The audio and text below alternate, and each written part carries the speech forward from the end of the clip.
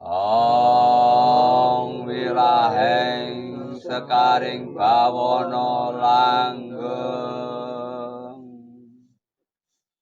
Ong wilaheng sekaring bawana langgeng. Ong wilaheng sekaring bawana langgeng. Assalamualaikum warahmatullahi wabarakatuh. Saking Dumadi Rahayu. Salam sejahtera bagi kita semua. Alhamdulillah, puji syukur kepada Allah Subhanahu wa taala yang telah memberikan kenikmatan kepada kita semua, dan hendaklah kita senantiasa menyukurinya. Dan juga semoga para nabi, para wali, semua yang telah berjuang membawa risalah kepada kita diberi kemuliaan di sisi Allah Subhanahu wa taala. Karena dari beliau-beliau, para nabi, para wali, para guru-guru, kita bisa belajar tentang hakikat ketakwaan kepada Tuhan Yang Maha Esa. Dan tentunya sudah selayaknya kita selalu mendoakan beliau-beliau semua. Pemirsa Kang Towo TV yang berbahagia, kemarin saya membahas tentang kosong ya. Saya lanjutkan ya. Kosong di sini bukan berarti kok sesuatu yang menyeramkan. Karena terkadang mendengar kata kosong itu pikiran menjadi negatif. Takutnya nanti kalau kemasukan jin dan sebagainya. Kosong yang saya terangkan di sini bukan kosong yang sedang mengalami depresi atau sakit jiwa atau blank, bukan. Lalu bagaimana pengosongan itu? Jadi pengosongan yang saya maksud di sini yaitu adalah dengan kita bertafakur. Kita istirahat dari hiruk pikuk dunia. Aktivitas kita di pagi hari sampai sore hari, bahkan terkadang malam hari pun kita masih melakukan aktivitas-aktivitas dunia, sehingga semakin kita jauh lupa kepada Tuhan dengan kesibukan-kesibukan kita. Nah, disinilah terkadang kita sebagai makhluk sosial ini akhirnya tidak mempunyai sebuah energi daya gaib cahaya ilahi. Karena apa? Karena terlalu sifat kemanusiaan kita melekat pada diri kita, sehingga kita lupa bahwa di balik kemanusiaan kita ini ada daya gaib Tuhan Yang Maha Esa yang menggerakkan kita.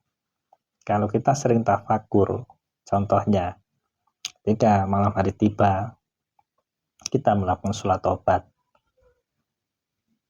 Setelah itu kita bersyahadat, bersolawat dengan membaca kalimat tauhid ya semampunya, maka cahaya-cahaya Tuhan itu akan hadir di dalam pikiran kita, di dalam rasa kita, sehingga ketika kita menjalani hidup dan penghidupan itu akan lebih tenang, lebih nyaman, lebih damai, sehingga kita sudah sedikit meminimalis keluh kesah ketika kita menghadapi kesulitan. Orang-orang yang tidak punya cahaya ilahi di dalam diri, yang ada apa? Gelap.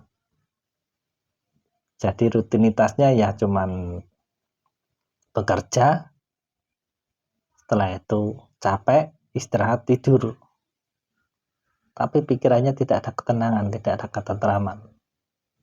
Bangun tidur sudah dihadapkan dengan pekerjaan, dihadapkan dengan kegiatan rutinitas. dengan kegiatan berkeluarga, bersosial masyarakat, dan sebagainya. Maka dari itu, kalau ingin membangun jiwa yang tangguh, maka rajin tafakur itu solusinya. Kita pasrahkan segala urusan yang kita jalani ini kepada Allah Subhanahu wa taala. Kita hanya berjalan melakukannya, perkara nanti hasilnya bagaimana kita pasrahkan kepada Tuhan Yang Maha Esa. Disitulah nanti tingkat kepasrahan ini akan mendatangkan sebuah cahaya energi daya gaib dari Allah Subhanahu wa taala, sehingga menghadapi hidup ini penuh dengan kenyamanan, kedamaian, sehingga kita tidak lagi berkeluh kesah di dalam menerima kesulitan, dan juga kita tidak terlalu bangga sehingga lupa dengan kenikmatan yang Tuhan berikan kepada kita.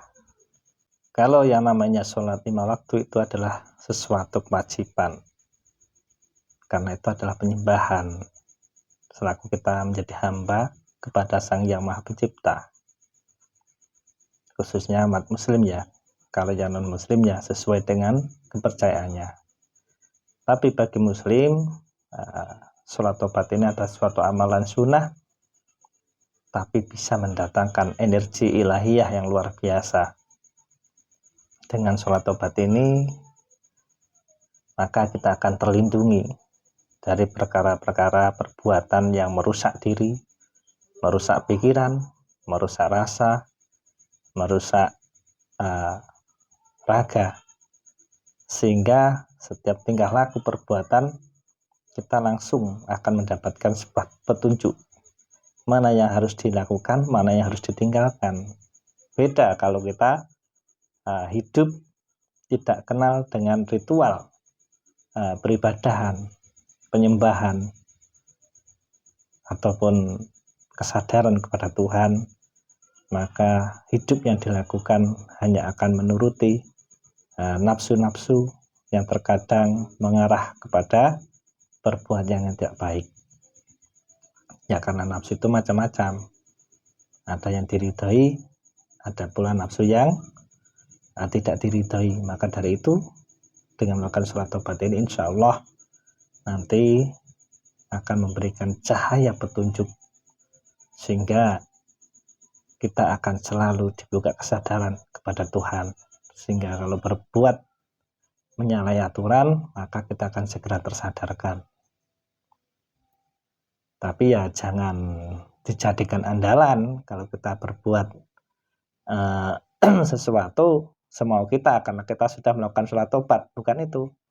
Sholat tobat di sini yaitu sholatnya secara